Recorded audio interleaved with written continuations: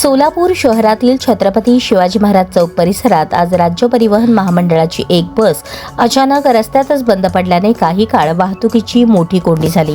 शहरातील सर्वाधिक वर्दळीच्या या चौकात बस बंद पडताच दोन्ही बाजूनी वाहनांच्या लांबच लांब रांगा लागल्या। त्यामुळे कामानिमित्त बाहेर पडलेल्या नागरिकांना आणि प्रवाशांना मोठा मनस्ताप सहन करावा लागला। घटनेची माहिती मिळताच वाहतूक पोलिसांनी तातडीने घटनास्थळी धाव घेत वाहतूक सुरळीत करण्यासाठी प्रयत्न सुरू केले। कामही युद्ध पातळीवर करण्यात आले। तसेच बंद पडलेली बस बाजूला हलवण्याचे कामही युद्ध पातळीवर करण्यात आले। काही वेळानंतर वाहतूक पूर्ववत झाली असली तरी भर चौकात एसटी बंद पडल्यामुळे वाहतूक व्यवस्थेवर मोठा परिणाम झाला। या घटनेमुळे एसटी बसच्या देखभाल आणि तांत्रिक तपासणीबाबतही प्रश्न उपस्थित होत आहेत। अशाच महत्त्वाच्या आणि ताज्या घडामोडींसाठी आमच्या चॅनलला लाईक, शेअर आणि सबस्क्राईब करायला विसरू नका।